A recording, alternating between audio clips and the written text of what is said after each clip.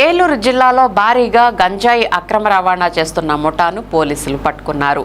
ఏలూరు విజయవాడ జాతీయ రహదారిపై పోలీసులు ఈగల్ టీం సంయుక్తంగా నిర్వహించిన వాహన తనిఖీల్లో 32 కిలోల గంజాయిని స్వాధీనం చేసుకుని 4 నిందితుల్ని అరెస్ట్ చేశారు. ఏలూరులోని జిల్లా కేంద్ర పోలీస్ కార్యాలయ సమావేశ మందిరంలో జరిగిన మీడియా సమావేశంలో కేసు వివరాలను ఎస్పీ ప్రతాప్ శివకిషోర్ వెల్లడించారు. ఏలూరు 3 టౌన్ పోలీస్ స్టేషన్ పరిధిలోని సీతాపురం గ్రామ సమీపంలోని ఏలూరు విజయవాడ రహదారిపై వాహన తనిఖీలు నిర్వహిస్తున్న తరుణంలో అనుమానాస్పదంగా వెళ్తున్న మారుతి బాలెరో వ్యాన్ను, దానికి ఎస్కార్ట్ గా వెళ్తున్న హీరో గ్లామర్ మోటార్ సైకిల్ను ఆపి తనిఖీ చేశామన్నారు. కారు డిక్కీలో 18 ప్యాకెట్లలో మొత్తం 32 కిలోల గంజాయి అక్రమంగా రవాణా చేస్తున్నట్లు గుర్తించి కారులోని 2 వ్యక్తులు, మోటార్ సైకిల్ పై ఉన్న మరో 2ని అదుపులోకి తీసుకున్నామన్నారు. ప్రాథమిక విచారణలో నిందితులు ఒడిశా రాష్ట్రంలో గంజాయిని కొనుగోలు చేసి చింతపల్లి రాజమహేంద్రవర్గం మార్గం ద్వారా శ్రీకాళహస్తికి తరలిస్తున్నట్లు తెలిసిందన్నారు. దీంతో బోనంగి నానాజీ, మర్లపూడి దుర్గాప్రసాద్, మురుకుట్టి ఈశ్వర సాయి సతీష్, బోనంగి సత్యనారాయణ అరెస్ట్ చేసి వారి వద్ద నుంచి 32 కిలోల గంజాయి, ఒక మారుతి బాలెనో కారు, ఒక హీరో గ్లామర్ మోటార్ సైకిల్ ను స్వాధీనం చేసుకున్నామని ఎస్పీ ప్రతాప్ శివకిషోర్ తెలిపారు. ఈ సమావేశంలో ఏలూరు డీఎస్పీ శ్రవణ్ కుమార్ తదితరులు పాల్గొన్నారు.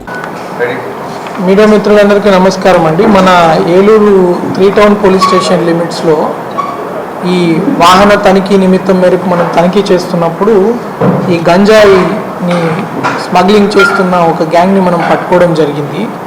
వీళ్ళ దగ్గర నుంచి కార్ డిక్కీలో మొత్తం 18 ప్యాకెట్లలో 32 కిలోల గంజాయి సీజ్ చేయడం జరిగింది. వీళ్ళు చింతపల్లి ప్రాంతానికి చెందిన వాళ్ళు. బోనంగి నానాజీ వయసు 30 సంవత్సరాలు, ఇతను కూడా చింతపల్లి. మర్లపూడి దుర్గాప్రసాద్ వయసు 28 సంవత్సరాలు, ఇతనిది పాయకరావుపేట నామవరం గ్రామం. మురుకుట్టి ఈశ్వర సాయి సతీష్, ఇతనిది కూడా మాటవారిపాలెం మండలం భీమనబోయిన పాలెం. బోనంగి సత్యనారాయణ, ఇతను కూడా 30 సంవత్సరాలు, చింతపల్లి ధోని పొలాల గ్రామం. వీళ్ళు ఏం చేస్తున్నారంటే ఒడిశా బార్డర్ ఉంటుంది చింతపల్లి అంటే ఏఎస్ఆర్ జిల్లాలో, అక్కడ లభ్యమవుతున్న గంజాయిని తీసుకొని ఆ గంజాయిని ట్రాన్స్పోర్ట్ చేస్తూ మన ఏలూరు జిల్లా క్రాస్ చేస్తున్న క్రమంలో మన వెహికల్ చెకింగ్ టీం వాళ్ళని పట్టుకొని వాళ్ళందరినీ అరెస్ట్ చేయడం జరిగింది. వీళ్ళందరి దగ్గర నుంచి మనము ఈ 32 కిలోల గంజాయిని, ఈ ఒక Maruti Baleno car, motor cycle, pilot వెళ్తున్న మోటార్ సైకిల్ కార్ని కూడా మనం సీజ్ చేయడం జరిగింది. ఒక్కొక్క మార్కెట్లో ఒక్కొక్క రేట్ ఉంటుంది, డిస్టెన్స్ దాటిన దాన్ని బట్టి. ఒడిశా అట్లాంటి ప్రదేశాల్లో ఇది ఇప్పుడు లభ్యం బాగా తగ్గింది కాబట్టి అది ఎంతైనా ఉండొచ్చు, 30,000 నుంచి 40,000 అట్లా ఉండొచ్చు.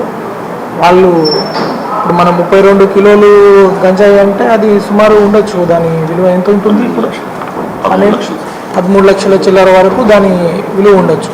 అది వాళ్ళు ఎంత దూరం తీసుకుపోతారు అనేది కూడా విచారణ చేస్తున్నాము. ఎక్కడికి అమ్ముతున్నారు ఏంటి అనేది ఫర్దర్ కస్టడీలోకి తీసుకొని ఫర్దర్ వాళ్ళని విచారించి వాళ్ళని కూడా పట్టుకోవడం జరుగుతుంది.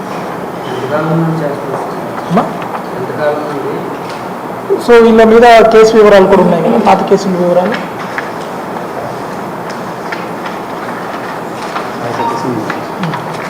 సో దీంట్లో ఈ మురుకుట్టి ఈశ్వర సాయి సతీష్ అనేవాడు ఎంఓ. ఇది పాత వెహికల్స్ తీసుకోవడము, ఆ పాత వెహికల్స్ని గంజాయి ట్రాన్స్పోర్ట్కి వాడడము, ఆర్సీ నెంబర్ మార్చకుండా. దీంట్లో ఒకటి ముఖ్యంగా మనం నేర్చుకోవాల్సింది ఏమంటే, మనం కొనుక్కునే వెహికల్సే కాదు, మనం ఎవరికైనా మన వెహికల్స్ కానీ అమ్ముతుంటే దయచేసి మీరు ఆర్సీ నెంబర్ అతని మీద ట్రాన్స్ఫర్ చేయించుకోండి. ఈ వ్యక్తి ఏం చేస్తాడు, ఒక దగ్గర వెహికల్ కొనుక్కుంటాడు, వెహికల్ కొనుక్కొని వాడు ఆర్సీ నెంబర్ మార్చుకోడు, 5,000 10,000 పెండింగ్ పెడతాడు వాడి దగ్గర. వాడేమనుకుంటాడు, ఈ 5,000 10,000 వచ్చేదాకా మనం ఆర్సీ నెంబరు వాడికి ఇవ్వకూడదు, వాడు ఎప్పుడైనా ఆర్సీ నెంబర్ మార్చుకోవాలి కాబట్టి మనకు వచ్చేటప్పుడు మనకు వస్తుందని ఆడనుకుంటుంటాడు. కానీ ఈడేం చేస్తాడు, బండి హ్యాండ్ ఓవర్ చేసుకొని క్రైమ్కి వాడేస్తాడు. ఇదేపు ఎక్కడైనా తెలిసినా, ఎక్కడైనా పారిపోయి వదిలేసినా ఆ బండి ఆర్సీ నెంబర్ ఒకటి దగ్గరికి పోతారు కదా.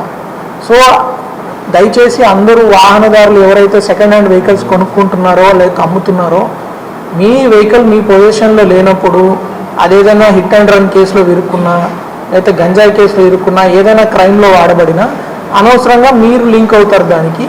మీరు ఆ ఓనర్షిప్ని కంప్లీట్గా ట్రాన్స్ఫర్ చేయండి. ఈ కేసులో కూడా ఈ మురుకుట్టి ఈశ్వర సాయి సతీష్ మీద ఈ అనకాపల్లి జిల్లా విశాఖపట్నం ఇక్కడ అతని మీద 3 కేసులు ఉన్నాయి. ఈ బోనంగి సత్యనారాయణ మీద కూడా ఒక 188 ఐపీసీ కేసు ఉంది. ఈ చింతపల్లి దగ్గర నుంచి వీళ్ళు సప్లై చేయడం ఇట్లాంటివి చేస్తున్నారు. చింతపల్లి దగ్గర నుంచి మాగవారిపాలెం ఇక్కడ ఉన్న వాళ్ళు ట్రాన్స్పోర్ట్ చేస్తున్నారు. వీళ్ళ వివరాలు కూడా అక్కడ జిల్లాలకు అందజేయడం జరుగుతుంది. వీళ్ళకి సహకరించిన వాళ్ళు ఎవరు ఏంటి అనేది ఇంకా ఫర్దర్ ఇన్వెస్టిగేషన్లో అక్కడ టీమ్స్ కూడా వెరిఫై చేస్తాయి. కఠినంగా చర్యలు తీసుకుంటారు వాళ్ళ మీద.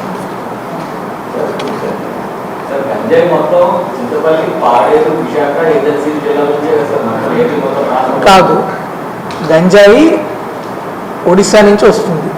అక్కడ స్వయంగా నేను కూడా పార్టిసిపేట్ చేశాను గంజాయి విధ్వంసంలో. సో అక్కడ ఏమవుతుందంటే ఒడిశాలో చాలా నదీ ప్రాంతాలు ఉంటాయి. అక్కడ నక్సల్ పరిస్థితులు కానీ ఇంకొకటి కానీ అక్కడ ఇంకా గంజాయి కల్టివేషన్ ఉంది.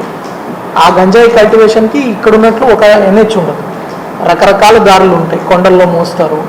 అక్కడ అప్పటికి మన ఈగల్ డిపార్ట్మెంట్, రకరకాల డిపార్ట్మెంట్ ఇప్పుడు చూశారు. చాలా అంతకుముందు 300 కేజీలు 500 కేజీలు చాలా దొరికేవి మనకి. ఇప్పుడు అట్లాంటి సంఖ్య కూడా తగ్గుతుంది. దాని అర్థం ఏంటి, మంచిగా ఫిల్టర్ అవుతూ వస్తుంది. చాలా తక్కువ కేసులు మన దాకా ముందే పట్టుకుంటున్నారు వాళ్ళు. అట్లాంటి ఒక కేసు మన దాకా వచ్చినా మనం కూడా ఇక్కడ అది వాడు డెస్టినేషన్ పోకముందే, దీంట్లో మన జిల్లా వాళ్ళు ఎవరు లేరు, అది డెస్టినేషన్ పోకముందే ఈ వెహికల్ చెకింగ్లో మనం ఆపుకొని పట్టుకోవడం జరిగింది. ఇది మంచి వర్క్ చేశారు మన వెహికల్ చెకింగ్ టీము. వాళ్ళు కూడా అలర్ట్గా ఉండడం వల్ల వీళ్ళు దొరికారు.